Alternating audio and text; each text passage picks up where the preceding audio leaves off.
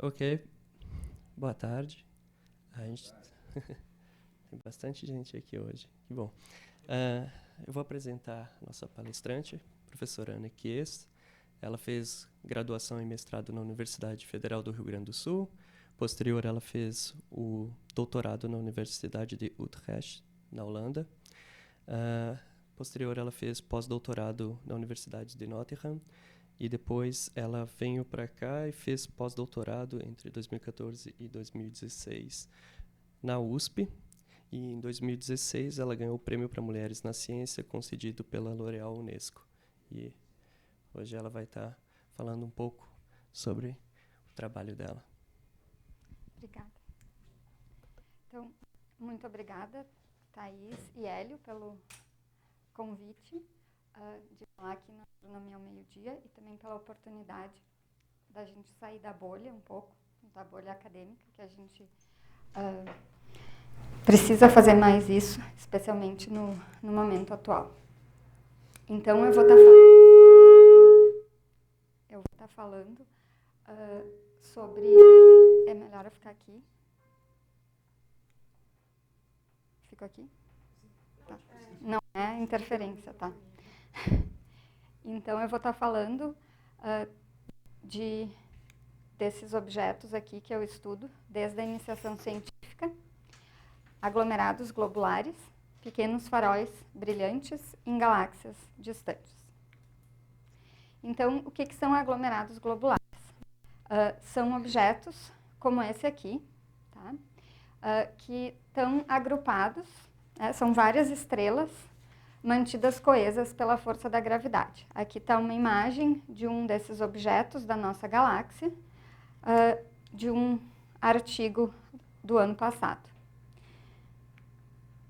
Eles são muito brilhantes, eles têm entre 100 mil a 1 milhão de massas solares,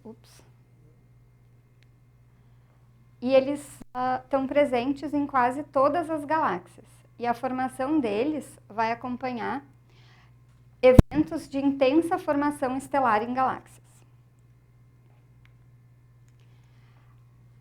E eles podem ser avistados a grandes distâncias, como nessas galáxias aqui elípticas, num centro de um aglomerado de galáxias bem distante. Então, aqui eles funcionam como faróizinhos. Então, esse pontinho é um desses objetos avistados a grandes distâncias. Mas o que são galáxias? Elas são objetos que vão conter, além dos aglomerados globulares, muitas outras populações de estrelas, mais matéria escura, mais talvez um buraco negro central.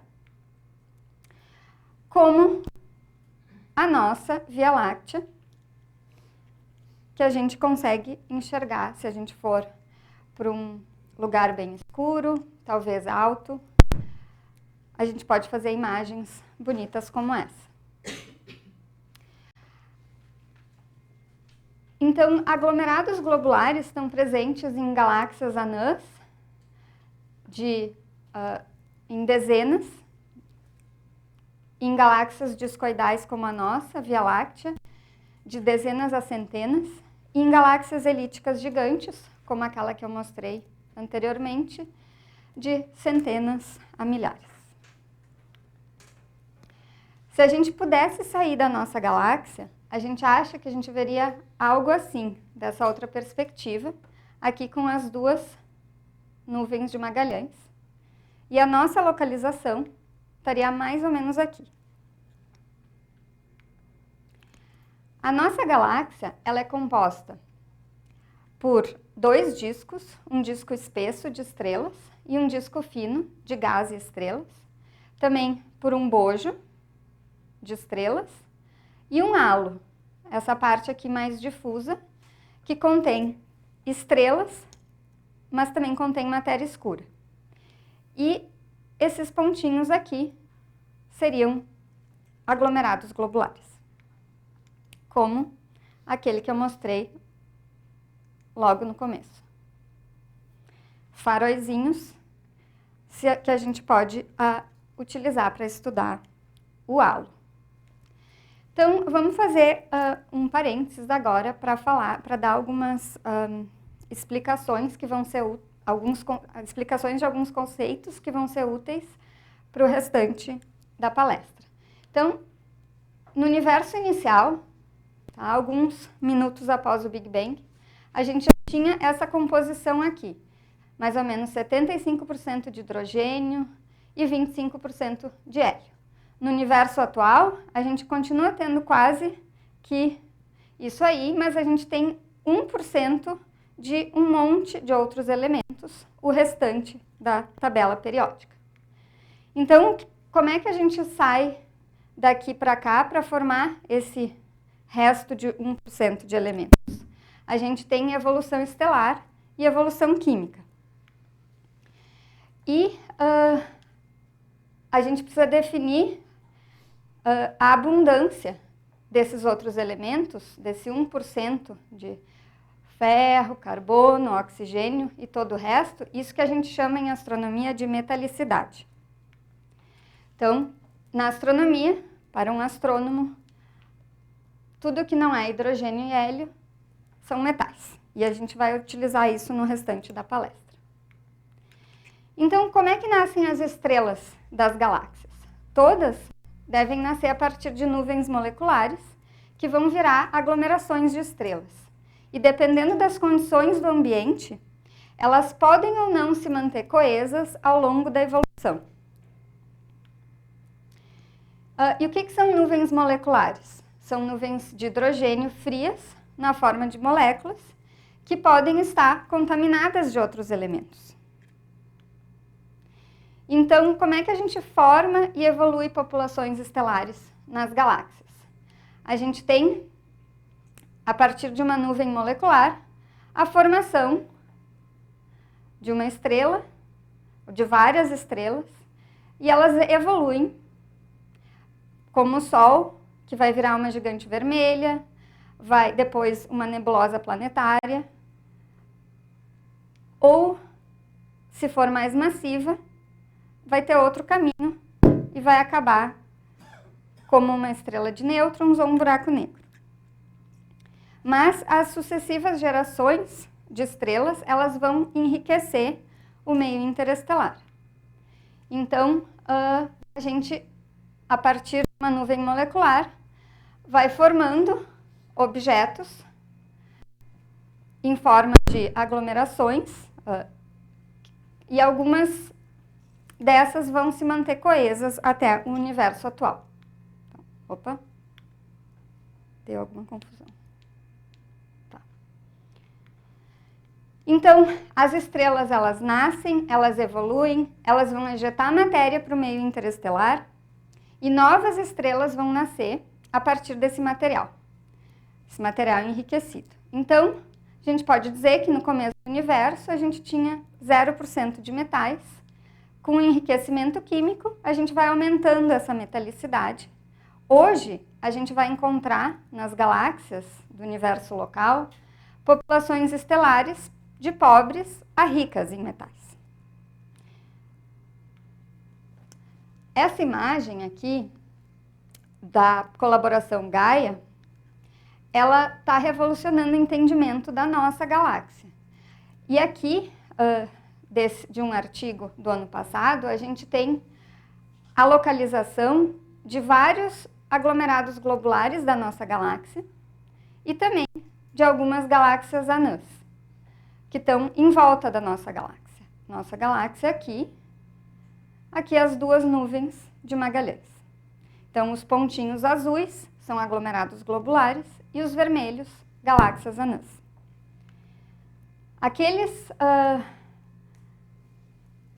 Aquele objeto que eu mostrei no começo da palestra, ele está localizado aqui, o aglomerado globular M15. E aqui tem outro que a gente também está estudando no momento. E essa imagem agora, ela está mostrando o caminho dos aglomerados globulares nos próximos 10 milhões de anos e o caminho das galáxias anãs nos próximos 100 milhões de anos. Algumas estimativas feitas com os dados da colaboração Gaia. Então, a pequena nuvem de Magalhães vai para cá, enquanto que um dos aglomerados da nossa galáxia, que parece que está na mesma posição do que ela, vai para outra direção. Então, na nossa galáxia, a gente tem duas grandes populações de aglomerados globulares. Os aglomerados pobres em metais e os ricos em metais. Então, aqui 2 exemplos. Esse aqui tem esse índice de metalicidade menos 2,5 e esse aqui menos 0,11. Então, o vermelho é rico e o azul pobre em metais. Mas também a gente tem alguns que têm metalicidade intermediária, que eu coloco aqui com verde. E na nossa galáxia, a gente tem dessa ordem aqui de objetos aglomerados globulares, que estão no halo da nossa galáxia.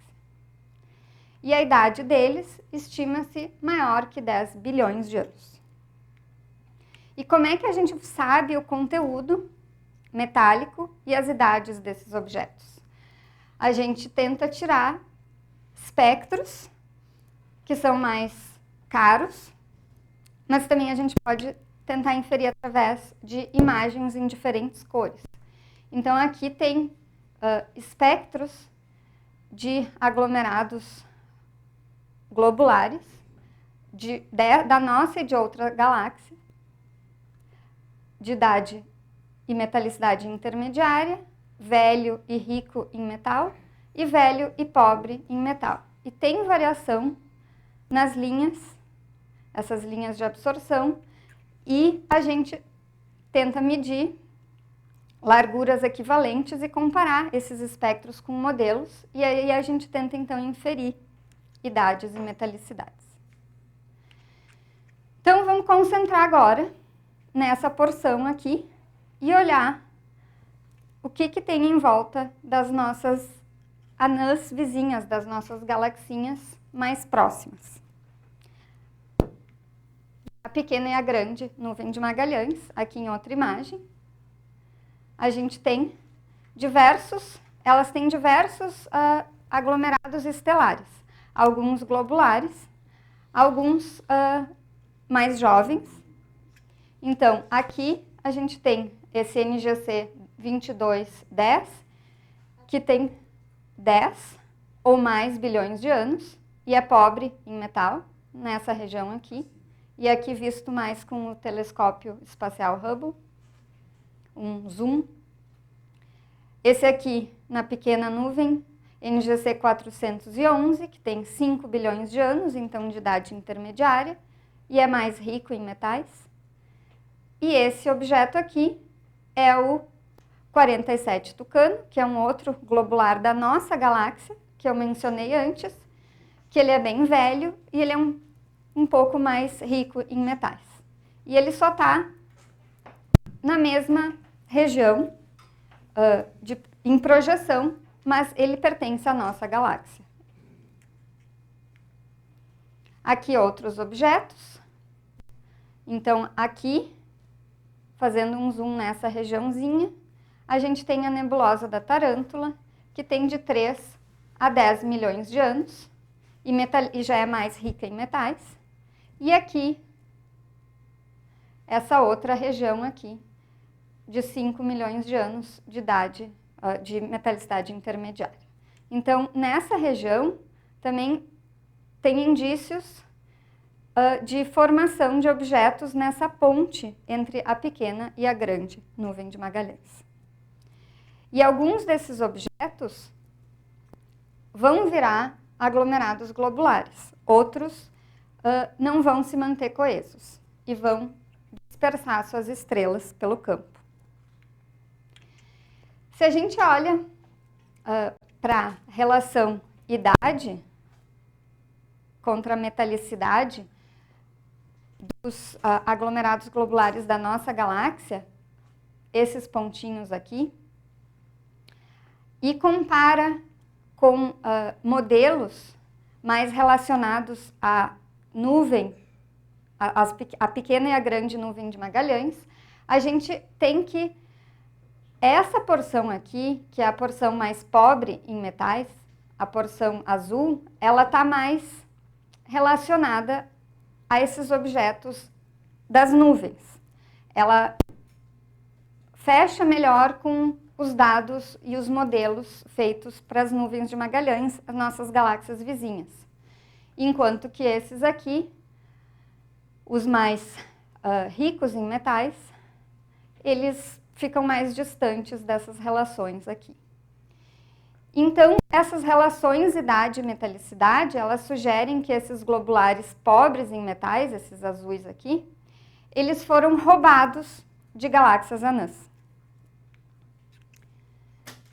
Se a gente olhar para essa galáxia anã aqui, que é um caso bem interessante, a anã esferoidal de Fornax, que é esse borrão aqui, a gente pode apontar o telescópio para ela e quase não enxergar nada, mas ela é muito interessante, ela é muito pobre em metais. Aqui a gente consegue ver a distribuição de metalicidade das estrelas individuais dela, em azul, e ela também contém de 5 a 6 aglomerados globulares, que estão mencionados aqui com esses círculozinhos amarelos. E aqui tem um zoom desses objetos com o telescópio espacial Hubble. E o que a gente vê é que esses objetos, esses globulares da anã de Fornax, são ainda mais pobres em metais que as estrelas dela própria. Outro objeto interessante está nessa região aqui. Essa galáxia anã, que segundo os cálculos da colaboração Gaia, em 100 milhões de anos vai estar aqui. Ela é a nossa vizinha mais próxima, de verdade. Ela é a anã de Sagitários, que está em processo de destruição. Então aqui tem um cartoon mostrando o que aconteceu com ela. E aqui dados de verdade, aqui mostrando pedaços dela. E essa parte central é um aglomerado globular da nossa galáxia, agora já incorporado à nossa galáxia, que tem indícios que ele é, na verdade, o núcleo dessa galáxia anã destruída. E ele é muito pobre em metal. Então, mais um indício que tem muitos objetos sendo roubados de galáxias pequenininhas. A gente consegue reconstruir isso através dos globulares. Então, vamos fazer uma pausa e olhar um pouco das distâncias que a gente viu até agora. A gente olhou, então, o Sol é o centro da galáxia, 27 mil anos-luz. De nossa distância até a galáxia anã de Sagitários, 66 mil anos-luz. Das nuvens até as nuvens de Magalhães, entre 160 e 200 mil anos-luz. Até a anã de Fornax, mais distante até agora, 460 mil anos-luz. Então, vamos olhar agora, sair um pouco da nossa galáxia e olhar o que tem em volta dela, um pouco mais distante, que é o chamado grupo local. Então, o grupo local é composto por 3 galáxias grandes, espirais, a Via Láctea, a galáxia de Andrômeda e a galáxia do Triângulo. São essas 3 e todas as suas satélites. A galáxia de Andrômeda, aqui ela novamente, ela tem um sistema de globulares muito rico que a gente consegue às vezes estudar mais do que o nosso próprio sistema da Via Láctea, porque a gente consegue olhar ela de uma forma mais total, porque a gente não está dentro dela como acontece com a Via Láctea. Então, aqui, esse pontinho aqui é o M31, G1. M31 é um outro nome para Andrômeda. E o G1 é um dos aglomerados globulares da Andrômeda, que está aqui visto com o telescópio espacial Hubble.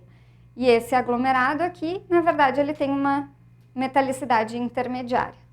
Na verdade, quando a gente olha para a população total de aglomerados da Andrômeda, ela tem 3 modos. Ela parece ter 3 populações.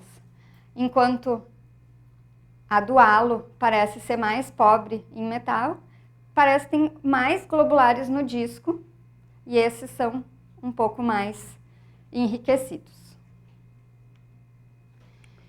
E a galáxia de Andrômeda, que está aqui no centro, ela está em interação com a galáxia do Triângulo. E a gente consegue ver isso nessa imagem aqui, feita deixando o telescópio coletar muitos e muitos fótons para observar baixos brilhos superficiais. Então, elas estão em interação e a gente pode traçar essas interações, o que está ocorrendo em volta da galáxia de Andrômeda, através desses globulares. E aqui tem um artigo que saiu há 2 ou 3 semanas atrás, na revista Nature, mostrando que a velocidade das 2 populações de globulares ligadas a plumas, aqui plumas são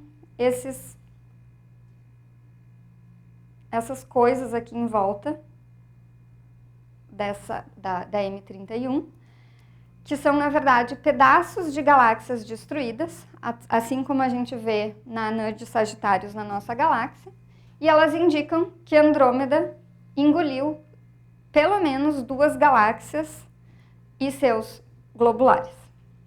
Uma parte vem de eventos de destruição de galáxias ocorridos há 10 ou 12 bilhões de anos, e outra parte vem de eventos mais recentes. Isso se faz medindo a velocidade desses objetos aqui.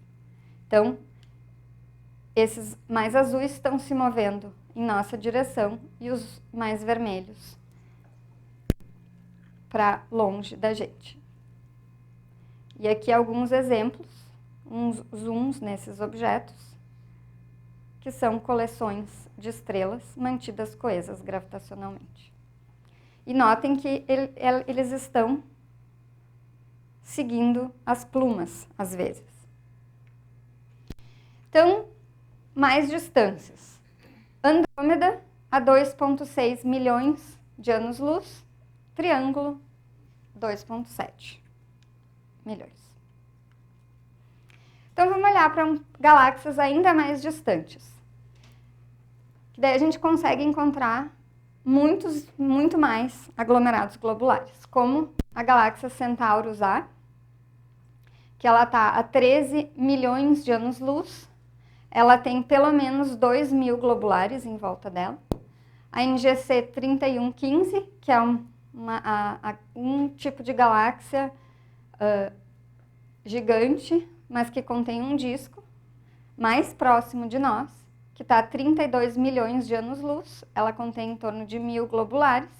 E a M87, que vocês devem ter ouvido falar bastante esse ano, que foi onde foi tirada a primeira foto do buraco negro, que está a 54 milhões de anos-luz. Ela tem pelo menos 14.000 globulares. Aqui nessa imagem profunda dá para ver vários pontinhos. Então, se a gente quer utilizar esses objetos para estudar essas galáxias, a gente não precisa, às vezes, observar tão profundamente, usar o telescópio para coletar muitos e muitos dados. A gente pode ir através deles, porque eles aparecem, eles contrastam bastante com o fundo da galáxia. Esse aqui é o centro do aglomerado de Hidra, que tem essas 2 galáxias aqui, que eu não vou dizer o nome para não chateá-los, mas elas estão a 150 milhões de anos-luz e cada uma tem, em média, 15.000.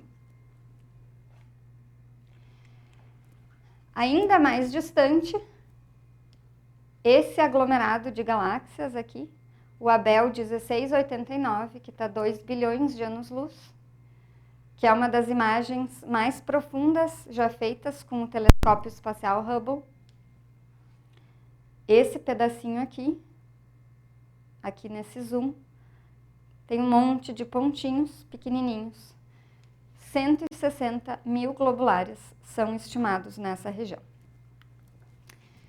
Então, a gente pode usar esses sistemas de globulares para estudar propriedades das galáxias hospedeiras, porque eles se correlacionam com as galáxias hospedeiras de diversas formas. Então, aqui tem um gráfico mostrando a cor, tá? A cor, vamos dizer assim, pode traçar aqui, nesse tipo de população estelar, a metalicidade. Então, a gente vai ter uma população pobre e uma rica em metais. E aqui a gente tem diversas distribuições. Aqui as galáxias de mais baixo brilho, e aqui vai aumentando o brilho conforme vai mudando a curva. Então, a gente tem as galáxias de mais baixo brilho aqui e as mais brilhantes, essas outras curvas aqui. E as galáxias de baixo brilho, elas contêm quase que exclusivamente aglomerados azuis, enquanto que as mais brilhantes têm azuis e vermelhos. Outras correlações, a gente pode olhar a massa total dos aglomerados globulares contida nos sistemas e correlacionar com a massa estelar, a massa em estrelas da galáxia, e também a massa do halo de matéria escura, ou a massa total dessas galáxias. E a gente vê que os sistemas de globulares, eles estão conectados a essas propriedades das galáxias hospedeiras, e a gente tem uma relação linear, praticamente direta, com o halo de matéria escura da galáxia a qual eles estão gravitacionalmente ligados. Isso não é tão óbvio quando a gente só usa a massa estelar, a massa contida em estrelas. Então, tem alguma coisa aí. Também, nos últimos anos, está bem popular caçar e descobrir essas galáxias ultradifusas, que são, de certa forma, alguns chamam elas de galáxias anãs, que são esses borrões aqui, que contêm um monte de globulares. E como elas estão tão distantes, esse caso aqui, 323 milhões de anos-luz de distância, a gente não consegue tirar espectro dessas galáxias, e é muito difícil medir propriedades das estrelas dela, então a gente usa os globulares. O número de globulares parece se correlacionar com a massa delas, e essas galáxias, elas têm mais globulares do que outros tipos de galáxias, como da nossa própria e das nuvens de Magalhães. E se vocês ouviram falar do caso do ano passado da galáxia sem matéria escura, era uma dessas, e só se conseguiu medir a quantidade de matéria através dos espectros desses objetos aqui. Então, agora, vamos passar para, que é o que eu mais me emociono, assim, no dia a dia, para tentar entender como que as galáxias gigantes se formaram. A gente tem que... existe um cenário que propõe que elas se formaram em duas fases, uma fase em mais alto redshift, uma fase sementinha, e depois, através de muitas acreções, digamos, canibalizando anãs pequenininhas em volta delas, nos últimos 8 bilhões de anos, elas adquiriram essa parte, esse envelope externo, em azul aqui. E se a gente deixa coalescer, a gente já vai acabar no universo local, em alguns casos, ou no futuro, com galáxias massivas elípticas mais bem comportadas. E essa fase aqui, às vezes, é muito difícil de observar, porque a gente tem que ir muito para o passado e os objetos vão estar muito fraquinhos. Então, a gente consegue tirar informações com barras de erro muito grandes. E se a gente pode fazer algo no universo local para tentar melhorar isso, a gente faz. E é o caso das galáxias relíquias, que simulações predizem que essa fase sementinha, que essa fase sementinha aqui pode ter coalescido até o presente em alguns casos, que são os casos das galáxias relíquias, como essa NGC 1277, que está no aglomerado de Perseus, essa galáxia que eu mostro aqui, que contém quase exclusivamente aglomerados vermelhos. Enquanto que galáxias de massa similar, que está mostrado aqui em verde, vão ter a população azul e a vermelha, a rica e a pobre em metais. Então, a NGC 1277 está aqui em laranja e ela tem bem poucos aglomerados no pico azul, que talvez devesse ter, caso ela tivesse incorporado esse envelope azul externo. Então, a gente pode criar um cenário de formação de galáxias que incorpora os globulares também. Então, a gente tem que uma fase in situ, a fase sementinha, que ocorreu a redshifts maiores que 2 no passado, que formou a população vermelha de globulares, e uma segunda fase de acreções, que foi formando, que mais para o presente, que foi formando a parte azul. E será que a gente pode se perguntar, será que a gente forma aglomerados globulares no universo atual? A verdade é que as condições de várias galáxias discoidais que ainda têm gás, que a gente precisa para formar estrelas, a gente precisa de gás frio, esse gás já vai estar muito enriquecido de outros elementos, mas sim a gente pode formar objetos parecidos com aglomerados globulares, que são esses tipos de objetos aqui, mas eles vão ser, com certeza, eles vão ser do pico vermelho. Então dá uma confusão ali, talvez eles não vão evoluir da mesma maneira que os globulares evoluíram. E um caso bem interessante é esse aqui, que é o da galáxia de Antena. Na verdade, são duas galáxias que se chocaram e estão formando aglomerados estelares massivos que podem ou não vir a coalescer e virar globulares, mas lembrando do pico vermelho. Também tem indícios que galáxias como essa, que são galáxias água-viva, isso só vai ocorrer em ambientes densos, como aglomerados de galáxias. Quando elas estão caindo num aglomerado de galáxias, o gás quente que está presente nesse aglomerado vai exercer uma pressão que vai arrancar o gás do disco delas. E devido a isso, vai formar estrelas ou aglomerados de estrelas, nessas caudas aqui.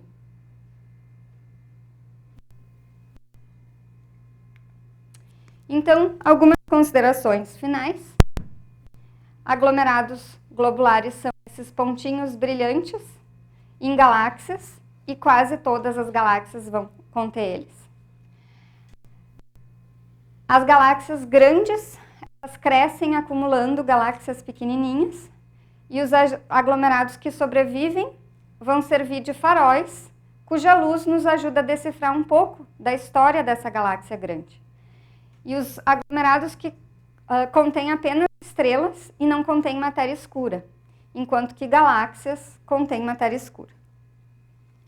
E uma das grandes questões atuais é entender se um dia aglomerados globulares tiveram matéria escura. E se eles tiveram, como é que a gente não observa? E eu queria terminar mostrando esse livro que a União Internacional de Astronomia publicou esse ano, das aplicações técnicas da astronomia para a sociedade. E eu convido vocês a darem uma olhada, que sempre que a gente tenta sair da bolha, é bom tentar explicar o porquê que é útil investir e estudar astronomia. E quando eu preparei essa palestra, era a semana que estava saindo os prêmios Nobel. Nesse livro, tem esse quote aqui, que é muito interessante, então vamos ler.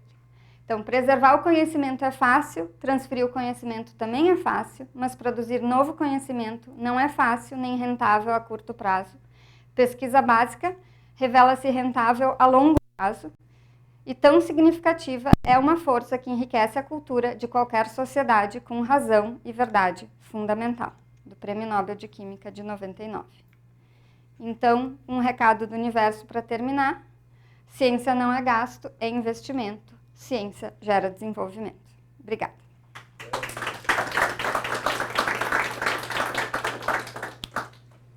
Perguntas? Daí a gente pede para falar no microfone as perguntas. Vamos abrir para perguntas.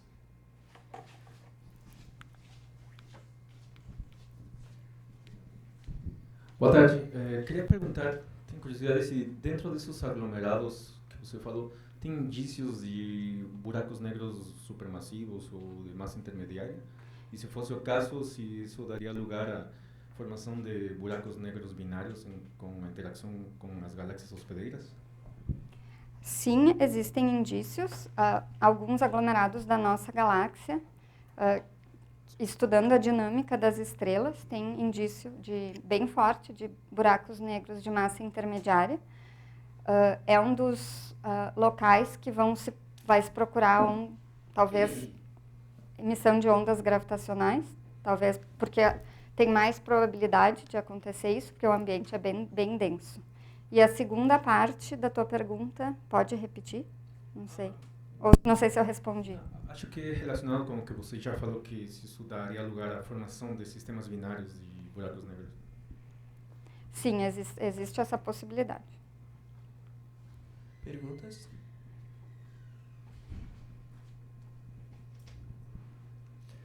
Boa tarde, obrigado. O AG, ele se comporta, ele vem, em geral, ele é capturado de outra. Então, primeira coisa, pode formar naturalmente, internamente, uma galáxia e ficar lá, já na hospedeira. Então, a hospedeira pode gerar AG e pode receber outros? Pode, exatamente. Então, naquela sementinha que eu falei no começo de uma galáxia elíptica gigante, a ideia é que eles tenham se formado ali junto com o começo dela, mas que seriam os ricos em metal, os vermelhos. E os externos, sim, foram canibalizados por outras. Esses são os maiores indícios que a gente vê das observações atualmente. Tá. E no disco da nossa galáxia, a gente forma, eu não falei disso também, Tá. Mas no disco da nossa galáxia a gente forma atualmente aglomerados, mas eles são de bem mais baixa massa, são os aglomerados abertos. E eles não devem sobreviver, porque eles não estão tão coesos gravitacionalmente quanto os AGs. Que veio de fora mais coeso, né? Quem sabe? Sim. Agora, ele pode manter esse comportamento único dele e sair dentro, por exemplo, do disco, porque muitas vezes ele está ali na vertical, né? Sair capturando mais estrelas, quer dizer, seria uma filhote de galáxia, entre aspas, dentro da nossa, ou ele se desfaz, ou isso não tem nada que defina? Olha, existem modelos que tentam levar isso em consideração. É muito difícil, às vezes, observacionalmente. Mas o mais provável é que ele vá perdendo estrelas ao longo da atividade dinâmica com a galáxia hospedeira. Vai se diluindo no Isso. disco. No disco, no halo. No Então, halo. Às vezes a gente pode olhar para a população estelar da galáxia e ver diferentes populações de estrelas. Talvez estrelas que vieram de globulares tenham propriedades similares. Que de certa forma já se desfez ali. Exato. A última coisa, eu estou abusando, né? Eles estão mais no halo por casualidade ou por alguma coisa definível? Eu acho que até a dinâmica da galáxia, porque na nossa galáxia, talvez eles tenham se formado nessa parte mais esferoidal e acretados, né? Se eles foram acretados das anãs, então eles ficam pelo halo mesmo. Eu estou falando isso com base nas imagens que você Sim. mostrou, claro que tem milhões a mais. Que as que eu mostrei, as galáxias elípticas, elas não têm ali o disco como a nossa. Daí é outro tipo de monstro, assim. Tá, desculpe. Isso colabora para aumentar muito a massa do halo ou ainda não dá para definir? Pronto, é a última. Com os globulares? É. Aumenta, mas não tanto. Mais é a tanto. matéria escura que está ali.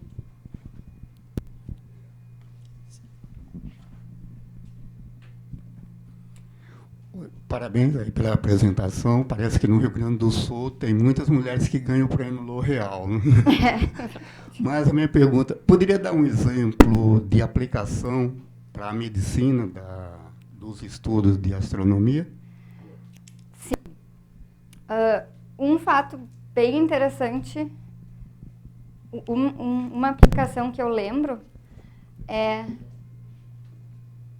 próteses de joelho utilizaram técnicas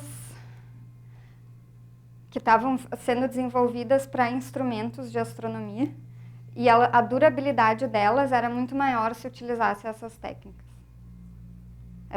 Na verdade, na instrumentação já. Mas eu não lembro muita coisa de cabeça, daí é melhor olhar. Esse livro que está público tem em português e é bem interessante, que a sociedade, às vezes a gente quer tudo imediato, mas acho que a aplicação que a gente não vive sem hoje é a Wi-Fi. A Wi-Fi tem muita relação com astronomia no rádio. Mas daí eu desviei um pouco.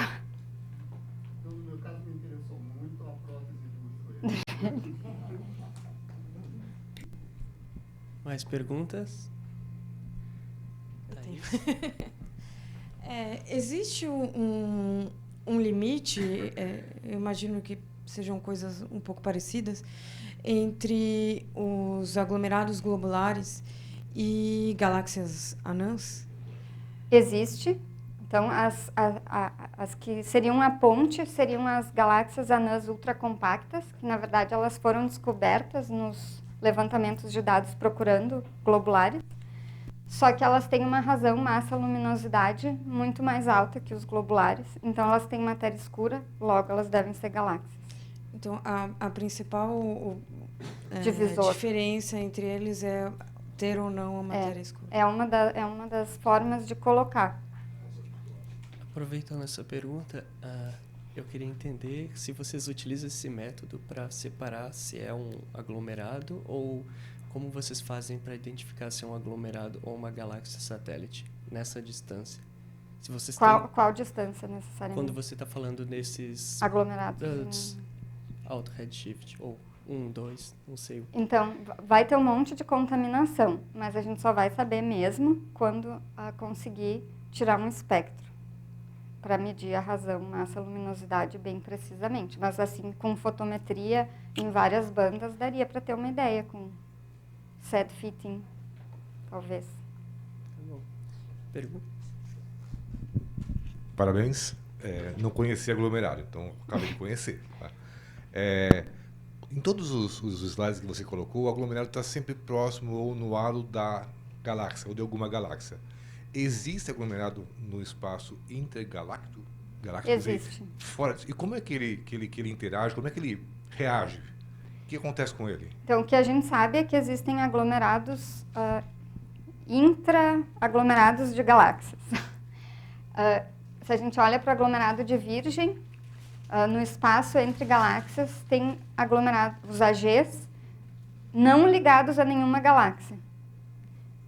Mas talvez eles tenham se formado em galáxias anãs, que foram roubadas por alguma vizinha e eles ficaram lá andando livremente pelo espaço. Tem poucos estudos disso, tem 1 ou 2, talvez 3.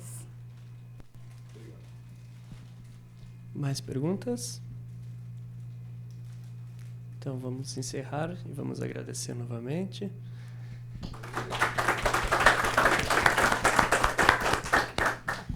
Só um recadinho. Semana que vem nós temos novamente a Astronomia ao meio-dia com o Dr. Ariel, que é um pós-doc aqui do IEG. E ele vai falar sobre por que as galáxias... Peraí que eu esqueci.